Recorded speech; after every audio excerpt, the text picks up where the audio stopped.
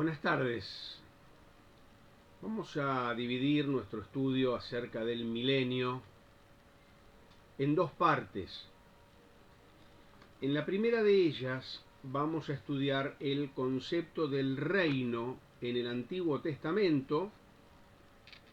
En esta sección haremos la diferenciación entre el reino eterno y el reino teocrático. Luego abordaremos el programa del reino en el Nuevo Testamento y por último el programa del reino en la edad presente. En la segunda parte de nuestro estudio trataremos más específicamente la doctrina escritural acerca del milenio. Comencemos pues esta primera parte del estudio acerca del milenio leyendo un texto en el libro de Apocalipsis, el capítulo 20.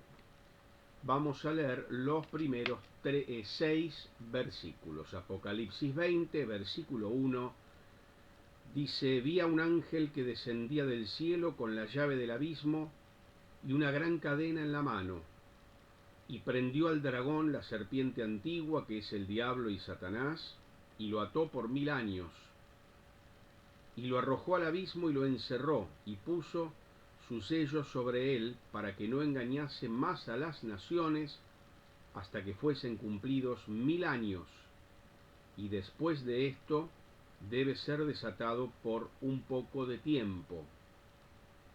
Y vi tronos, y se sentaron sobre ellos los que recibieron facultad de juzgar.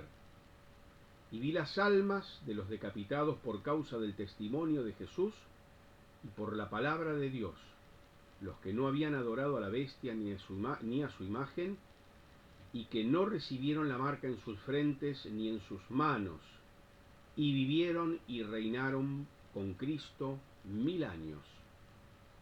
Pero los otros muertos no volvieron a vivir hasta que se cumplieron 1000 años.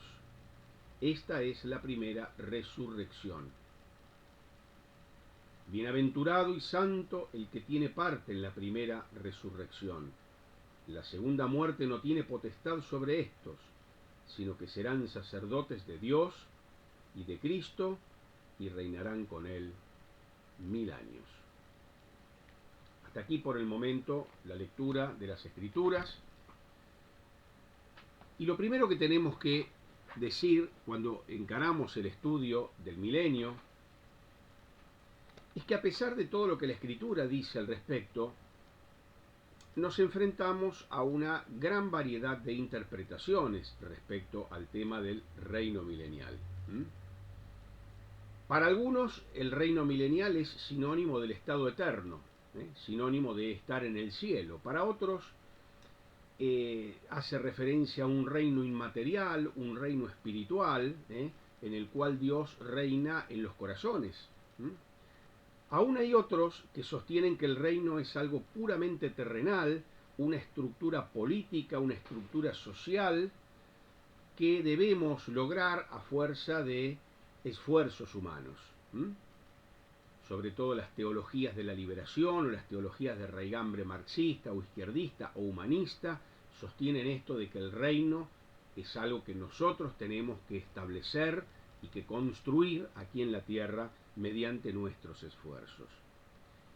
Y por último, hay otros que ven al reino como un sinónimo de la iglesia visible, de la iglesia organizada.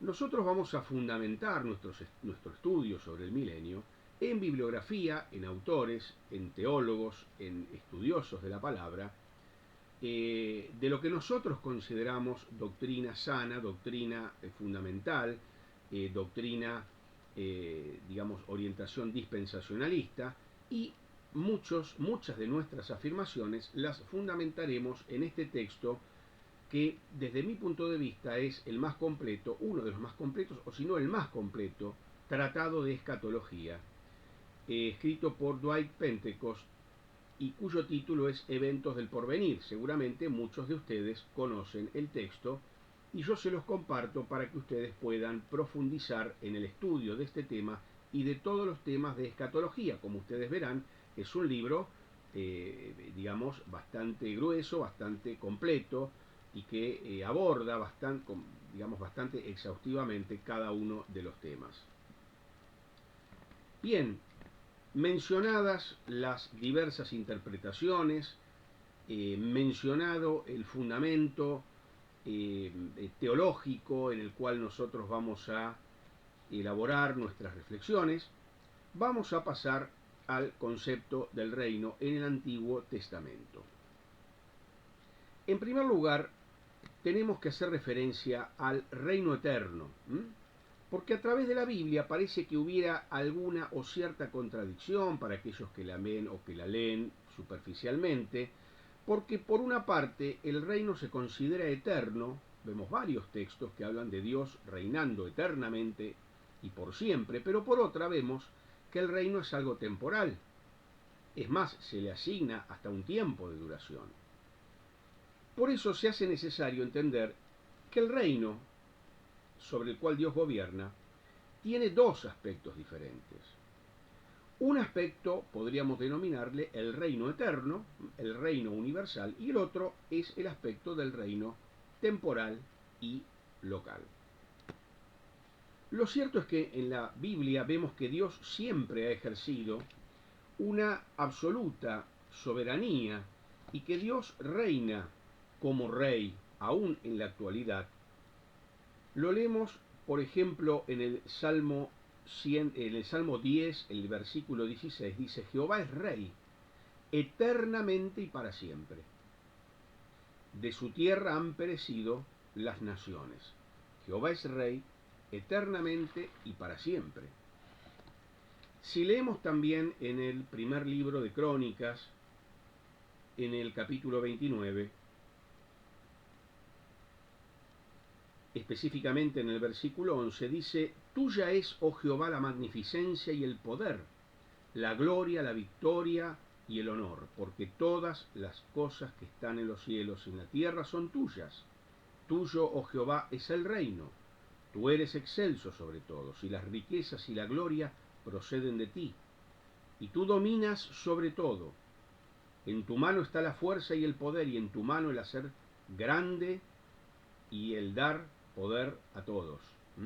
Este texto, estos dos versículos del capítulo 29 del primero de Crónicas, hacen también referencia a que el alcance del poder de la soberanía de Dios es ilimitado, es universal. Aquí tenemos este primer aspecto, el reino universal, la soberanía de Dios. Tendríamos otros textos para leer, pero en razón del tiempo no los vamos a hacer, pero les cito también el Salmo 103, versículo 19, para que ustedes, que están en sus casas, que están tal vez más tranquilos, más cómodamente, puedan también consultarlos, estos textos que voy a mencionar y no voy a leer, los puedan consultar y profundizar. En el Nuevo Testamento, el significado de la palabra que se traduce reino, que es basileia en griego, significa reinado, más que reino, reinado, poder real, majestad, autoridad. Es un reino, pero que no está relacionado con un pueblo o con súbditos determinados, con súbditos concretos, sino que hace referencia a la autoridad para gobernar como rey, aunque no se remita a un reino concreto, a súbditos concretos, a un territorio concreto y determinado. No. Este término hace referencia, reitero, al poder para reinar, a la autoridad. Más que reino es reinado. La autoridad, la majestad para gobernar como rey. De acuerdo a este concepto, este reino eterno es el dominio y la soberanía reales de Dios sobre todo ser en el cielo y en la tierra que voluntariamente se somete y se sujete a Dios. Este poder real o esta autoridad de Dios para reinar, sabemos por las Escrituras que fue desafiado por Satanás. Leemos en Ezequiel 28 y en Isaías 14 que los designios de este personaje angélico fueron: subiré al cielo, levantaré mi trono, sobre las alturas de las nubes subiré, seré semejante al Altísimo. Acá, a esta autoridad de Dios, hay un desafío, un primer desafío. Fíjense ustedes que cada fase del pecado de Satanás, de ese pecado original, es un acto de rebelión contra el derecho de Dios para gobernar. Un acto de rebelión contra el derecho de Dios a gobernar como rey. Y así es como se formó un reino opuesto al de Dios. Un reino adversario sobre el cual reina Satanás. Dice 2 Corintios 4:4 que él es el Dios de este siglo. Siglo quiere decir mundo. Dice Efesios capítulo 2 versículo 2 que él es el príncipe de la potestad del aire. Y dice Mateo 4 que él es el poseedor de los reinos de este mundo. Así es como él se los ofrecía al Señor Jesús en el momento de la tentación. Entonces, en vista de este acto hostil de desafío,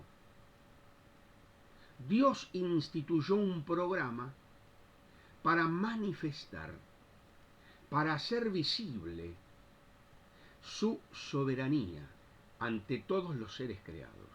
Y el lugar que eligió Dios para poner en funcionamiento ese programa,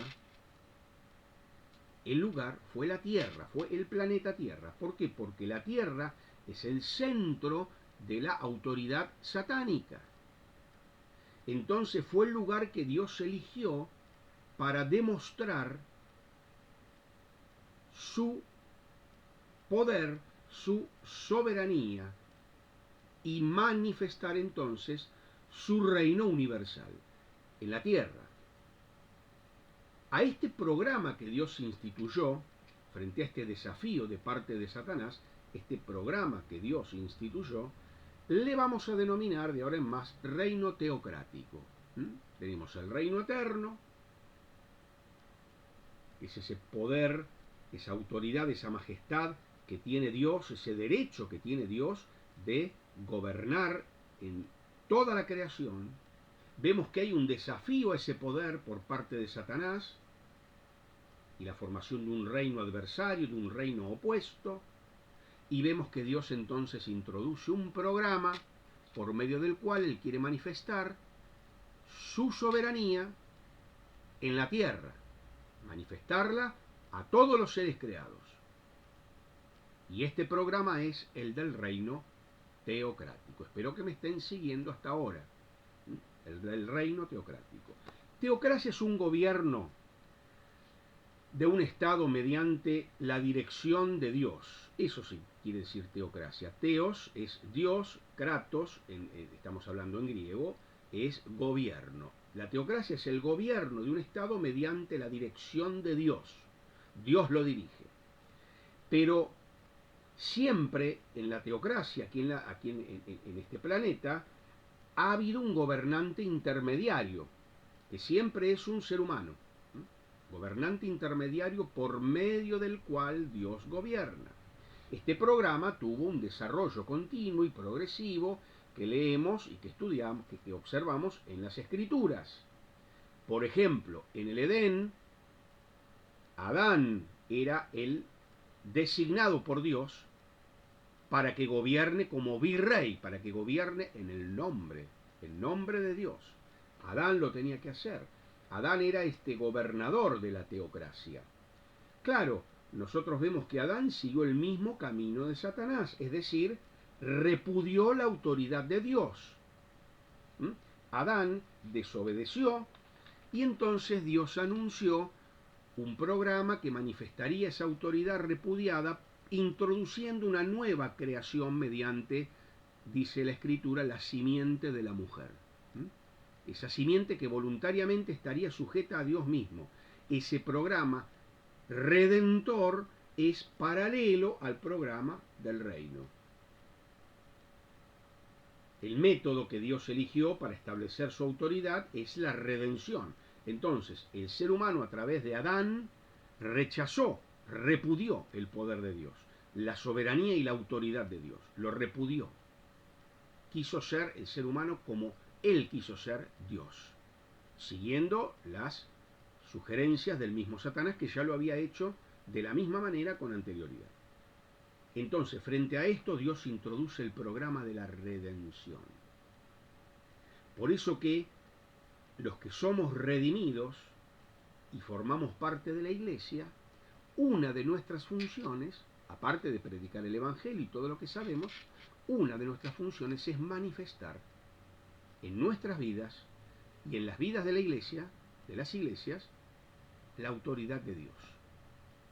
La vida del cristiano tiene que ser la clara manifestación de la autoridad de Dios, que Dios ejerce autoridad sobre esa vida, Dios ejerce autoridad sobre esa iglesia, Dios ejerce autoridad.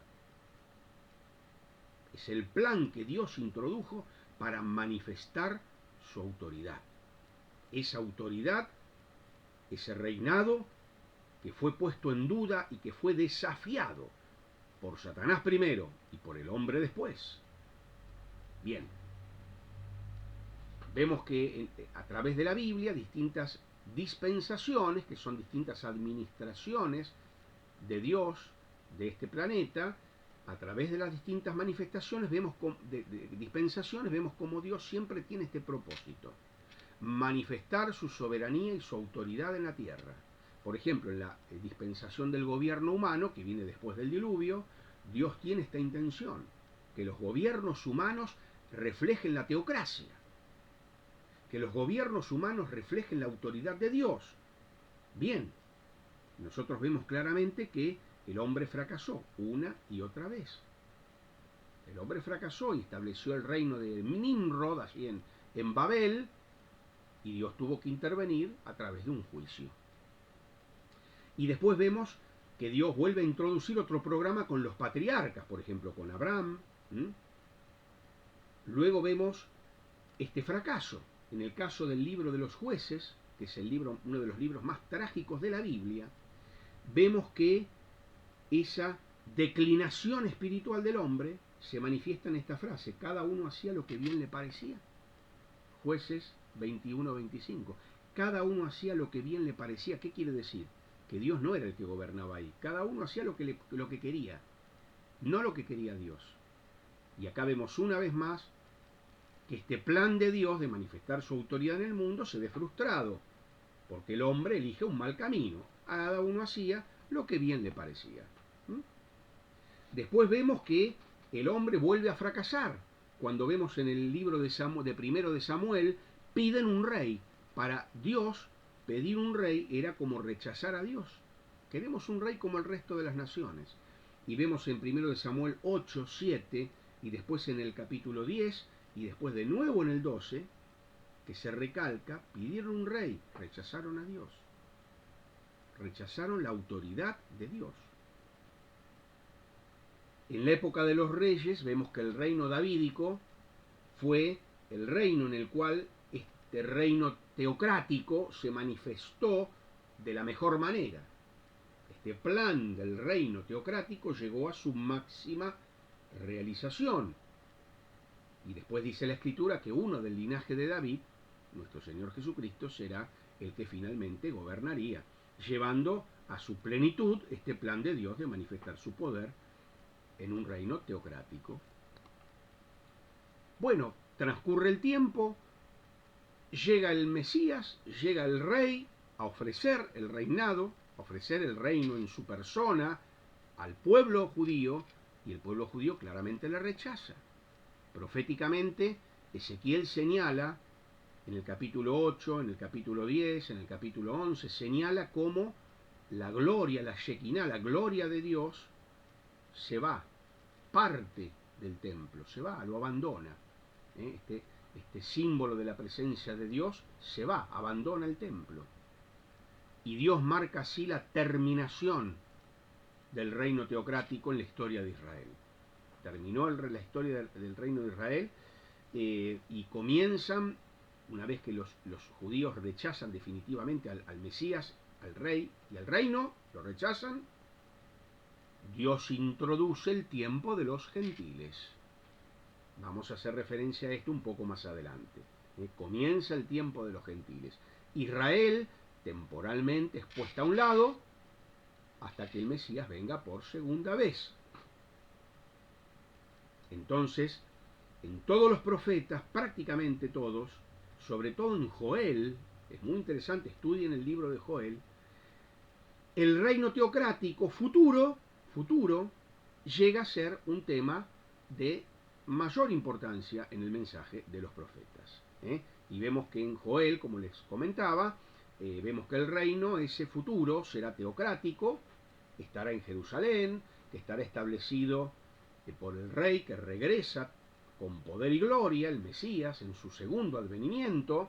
Vemos que es un reino espiritual, porque la voluntad de Dios se hará efectiva en todos los asuntos. Vemos que también es un reino literal, es la restauración y la continuación del reino de David, y la perfección. Hasta aquí entonces el reino en el Antiguo Testamento, haciendo esta diferenciación entre reino teocrático y entre reino eterno y el reino teocrático, dos elementos. Dios es rey eternamente, Dios tiene el poder, Dios tiene la soberanía. Pero ese poder, esa soberanía, se tiene que hacer efectiva en un momento, en un lugar concreto, con súbditos concretos, y a eso hace referencia al reino teocrático. Uno es el poder que le corresponde a Dios por ser Dios, por ser el creador. Es la majestad de Dios, la soberanía de Dios. Esa es eterna, universal. Otra cosa es cómo ese poder universal, esa majestad, esa autoridad, esa soberanía de Dios, se hace real y efectiva en un momento, en un lugar determinado y con personas y súbditos determinados.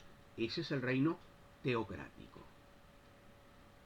Dios trató de instituirlo, en los planes de Dios estaba que el hombre se someta a ese reino teocrático y sea realidad en esta tierra, pero una y otra vez el hombre falla. Al final de cada dispensación vemos un fracaso del hombre, un fracaso del ser humano. Y Dios entonces introduce otra dispensación y así, hasta que finalmente ese reino será una realidad concreta solamente el día en que el Hijo de Dios, Dios hecho hombre, Jesucristo, regrese a esta tierra y con el poder de su divinidad instale ese reino literalmente aquí en esta tierra por 1000 años. ¿Cuál es el programa del reino en el Nuevo Testamento? Bien, los judíos del tiempo de Cristo estaban esperando el cumplimiento literal de las promesas de este reino teocrático del Antiguo Testamento al que ya hemos hecho referencia. Ellos estaban a la expectativa del cumplimiento literal de estas promesas.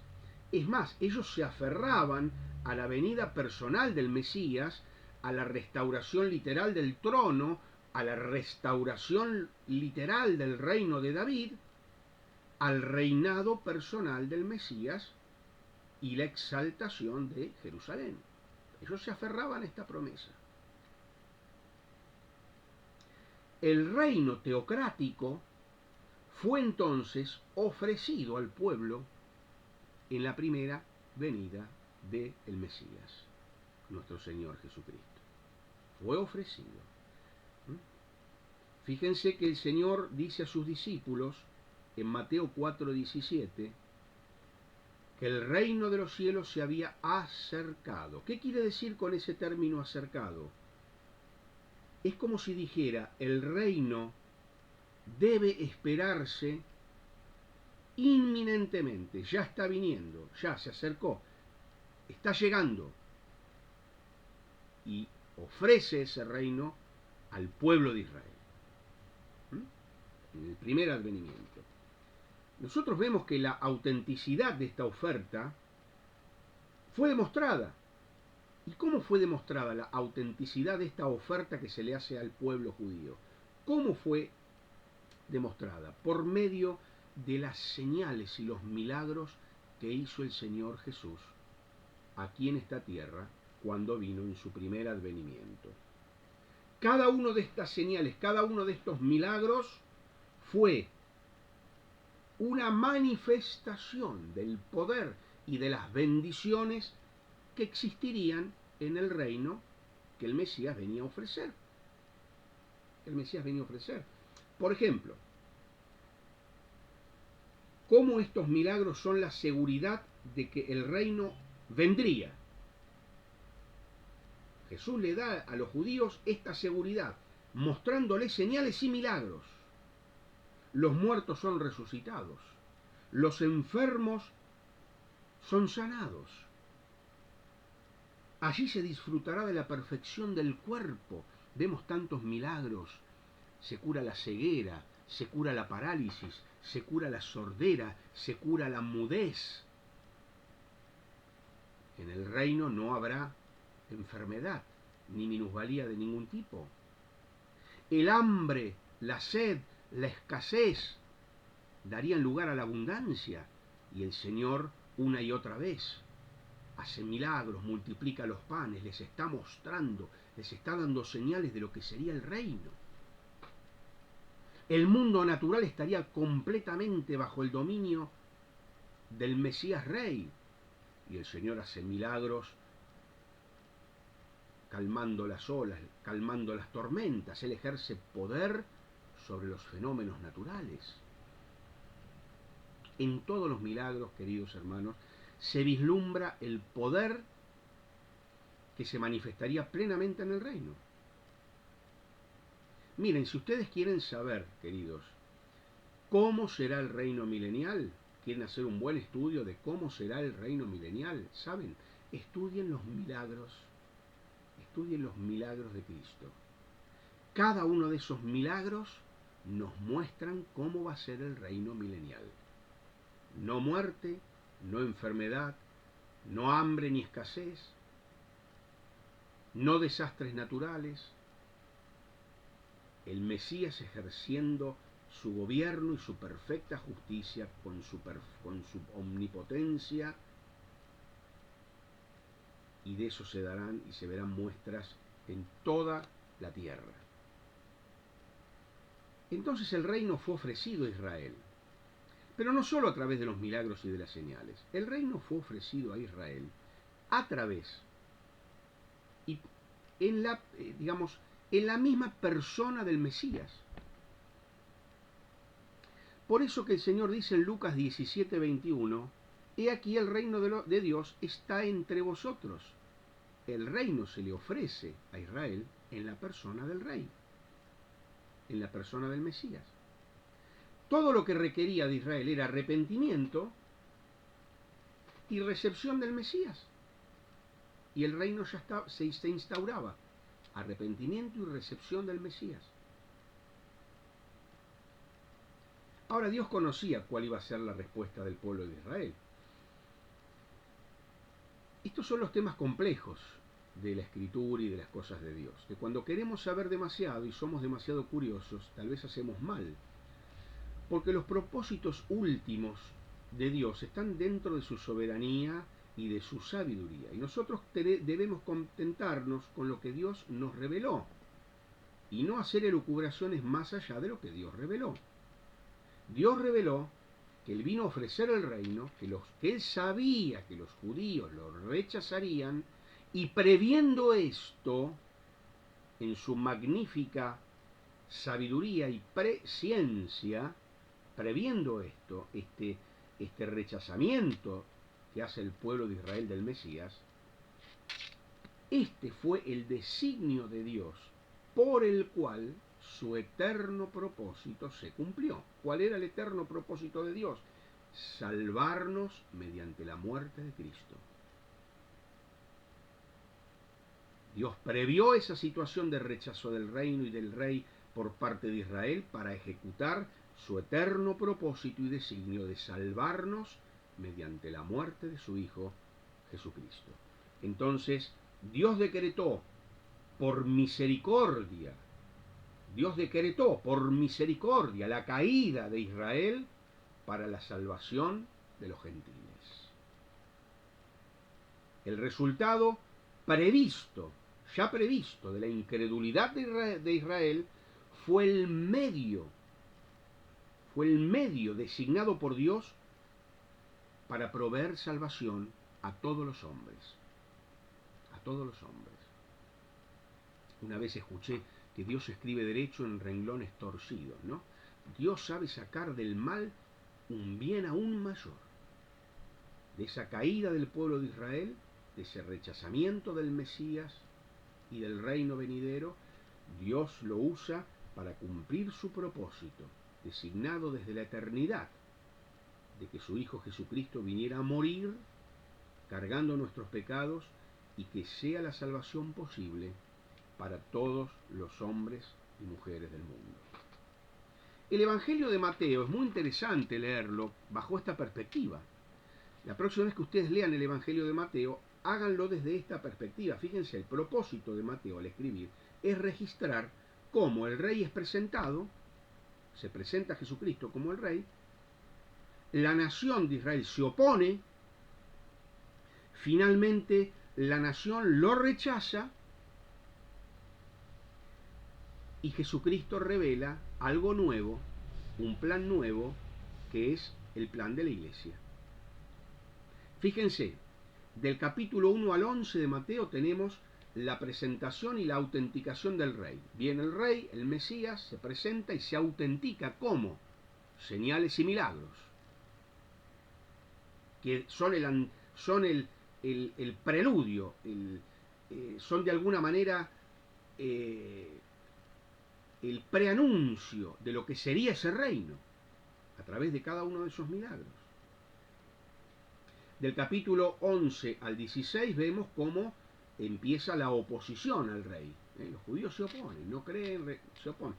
Pero a partir del capítulo 16 al 28 vemos cómo el rey es rechazado de una manera definitiva por Israel. Es rechazado. Y como resultado de este rechazo se revela un programa misterioso. ¿Por qué decimos misterioso? Porque hasta entonces no se había revelado. No se había revelado. Por eso decimos, eso es un misterio. Lo que no se había revelado hasta ese momento, pero en ese momento se reveló. De esta nueva era, de la era de la iglesia, por cuanto Israel rechazó al Mesías. Yo creo que el capítulo 12 de Mateo es un punto decisivo, porque fíjense, dice que los judíos tuvieron consejo contra él para destruirle. Mateo 12:14. Y en Mateo 12:15 dice, y él se apartó de allí. Se apartó. Ya se rompieron todos los nexos naturales que lo unían a la nación de Israel. Entonces, a partir del 16, el Señor anuncia el comienzo de un nuevo programa, que es el de la iglesia. Que es el de la iglesia. Entonces, vemos que el reino es ofrecido en la persona del rey en la primera venida a los judíos. Los judíos lo rechazan. Y entonces Dios, cuando hay un rechazamiento definitivo de los judíos, ¿Dios qué hace? Dios retira esa oferta y pospone la oferta de ese reino teocrático. Recordemos que el reino teocrático era la soberanía de Dios manifestada en concreto aquí en la tierra, a través de un gobierno. A través de un gobierno concreto. Bien, Dios rechaza esa oferta, retira esa oferta y pospone, aplaza esa oferta del reino teocrático al futuro. Al futuro. Entre la oferta primera al pueblo de Israel y la instauración del reino habría un periodo de tiempo que es el tiempo de los gentiles, el tiempo de la iglesia. En Lucas 19 vemos que el Señor prepara a los discípulos para esta larga tardanza en el programa del reino teocrático relacionado con Israel. En Mateo 24, el Señor promete una segunda venida. En esa segunda venida sería el momento, cuando el programa del reino teocrático sería reanudado. Es más, en Mateo 24, del 4 al 26, se le da al pueblo judío señales que anunciarían esa segunda venida. Atención con esto. La iglesia es retirada del mundo. en el rapto, el arrebatamiento o el traslado de la iglesia. Y aquí comienza de nuevo el trato de Dios con Israel, en ese periodo de tribulación, gran tribulación, esos 7 años. Las señales que están relatadas por el Señor en Mateo 24 no son señales para ahora ni para la iglesia. Son señales para los judíos en el tiempo de la tribulación. Cuidado, hermanos, con la confusión que hay sobre este tema, a no confundirnos. Dios está hablando, Jesús les está hablando a los judíos y les dice, rechazaron al Mesías. Bueno, ahora va a haber un tiempo largo hasta que el Mesías venga, más largo, más corto, es indiferente, pero mientras va a ser el tiempo de los gentiles, de la iglesia. Hasta que el Señor venga de nuevo, ahí sí establecer su reino en esta tierra. Y les da, al pueblo de Israel, les da esas señales de la segunda venida, que no son señales del arrebatamiento de la iglesia. La iglesia ya va a haber sido arrebatada, no hay señales para el arrebatamiento de la iglesia, no hay señales. El arrebatamiento de la iglesia puede ser ya, ahora. Puede ser que yo esté grabando este video y ustedes nunca lleguen a verlo, no sé. Porque la iglesia puede ser arrebatada en cualquier momento, no se precisa ninguna señal. El retorno de Cristo por los suyos, la iglesia, es inminente. Inminente quiere decir que puede ser en cualquier momento. Claro que estamos viendo que el escenario se está preparando por un montón de factores, pero puede ser en cualquier momento. Las señales de Mateo 24 son para el pueblo judío y que tendrán lugar durante la tribulación. Bien, el reino ofrecido entonces a la nación judía sería dado a otros, dice que serían adoptados. Somos nosotros los gentiles. Somos nosotros los que hemos sido injertados, incorporados a la descendencia de Abraham. Somos hijos de Abraham por la fe. Mediante la fe en Cristo hemos sido injertados a la descendencia de Abraham. Vamos a concluir este momento diciendo lo siguiente. Cuando el Señor Jesús fue rechazado y se hicieron planes para destruirlo, los judíos lo hicieron, entonces Jesús quedó libre para revelar lo que Dios se proponía hacer posteriormente para superar este rechazamiento, instituir la iglesia, injertar a los gentiles y poder salvarnos a todos mediante la muerte de su Hijo Jesucristo. El último punto de esta primera parte es el programa del reino en el tiempo presente.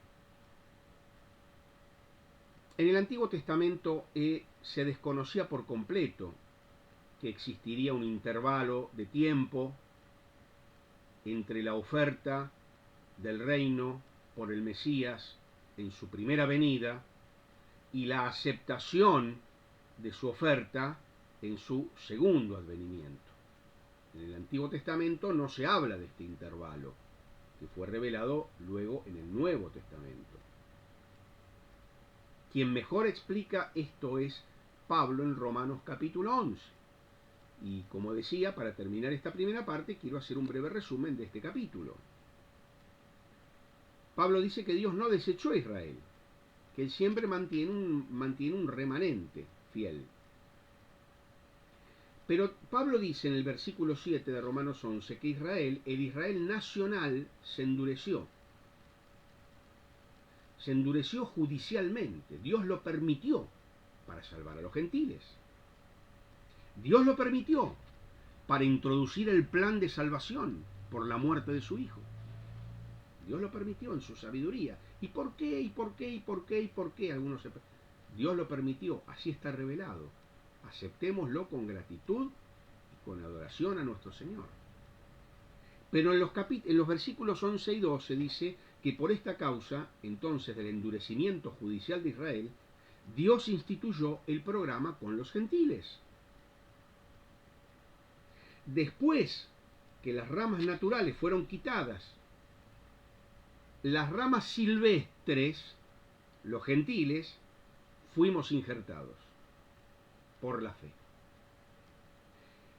En los versículos 25 al 29, Pablo nos enseña que después de la culminación del programa de Dios para los gentiles, cuando la iglesia sea sacada de este mundo, Él llevaría nuevamente a Israel al lugar de bendición.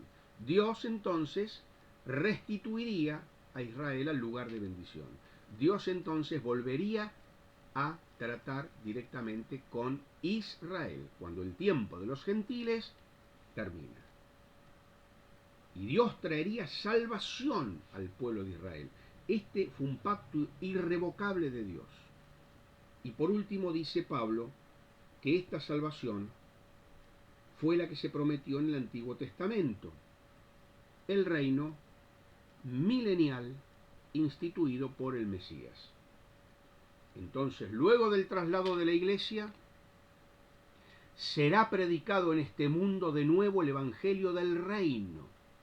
¿Qué es el Evangelio del Reino? Es el mismo Evangelio, pero con el mensaje, además del mismo Evangelio que nosotros predicamos, que no es otro, además el mensaje de que el reino prometido se acercó, de que es inminente la llegada del reino teocrático, del reino literal del Mesías en esta tierra. Es el mismo evangelio del arrepentimiento, de la obra de la cruz de Cristo, el mismo evangelio, pero con este mensaje adicional. El reino se ha acercado, el reino es inminente, el rey viene a reinar. Ese evangelio del reino que fue anunciado por Juan el Bautista, por los discípulos, que fue anunciado por los 70 y por el mismo Señor, ese evangelio del reino será anunciado en todo el mundo, a todas las naciones, por medio del remanente creyente durante la tribulación. Ese mismo evangelio del reino volverá a predicarse durante la tribulación, anunciando la pronta llegada del reino milenial del Mesías aquí en la tierra. En la próxima sección, si Dios lo permite, vamos a estudiar específicamente la doctrina escritural del milenio, describiendo al milenio, las características del reino milenial, las características de los súbditos del reino y otros temas más tocantes a este punto. Así que, hasta luego, y nos preparamos para estudiar la segunda parte. Muchas gracias.